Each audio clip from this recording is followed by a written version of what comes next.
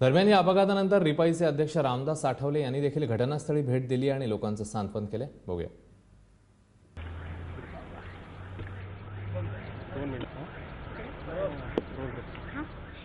आठवले साहेब, तुम्ही पाहणी केलेली आहे, काय परिस्थिती आहे आणि अतिवेगामुळे सलग 2 ॲक्सिडेंट्स बघायला मिळाले।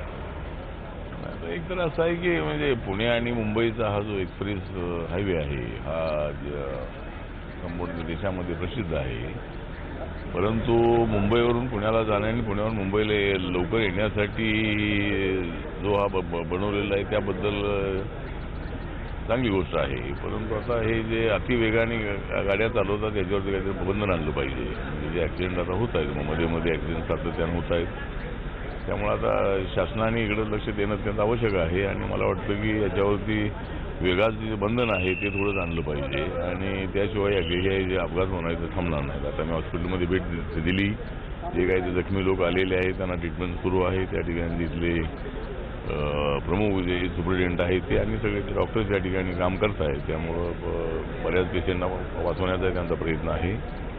झालेला ॲक्सिडेंट आता दुर्दैवी आहे आणि अनेक लोकांचं त्यामध्ये म्हणजे बरेच लोक डेड झालेले आहेत। तर मला वाटतं की त्यांच्या फॅमिलींना काहीतरी शासनाच्या वतीने मदत द्यावी यासाठी मी मुख्यमंत्र्यांशी बोलून मी प्रयत्न करणार आहे। पण हे ॲक्सिडेंट थांबवण्यासाठी काहीतरी नियमावली तयार करणं अत्यंत आवश्यक आहे आणि वेगावरती थोडंसं बंधन ठेवण्याच्या दृष्टिकोनातून मला वाटतं की निर्णय झाला पाहिजे। आठवले साहेब, एक वेगळा प्रश्न होता की कालच खडसेंनी राजीनामा दिलेला आहे।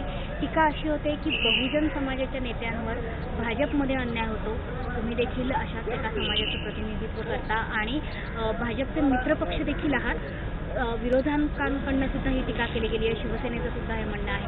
खडसेंचा राजीनामा आणि त्याभोवती रंगलेलं राजकारण आणि तेही जाती आधारित राजकारण, काय वाटतं? मला असं वाटतं की आता याच्यामध्ये पक्ष अंतर्गत काय वादाबद्दल काही मला माहिती नाही आहे। त्यांच्या पक्ष अंतर्गत बाबींमध्ये आम्ही पडण्याची आवश्यकता नाही आहे।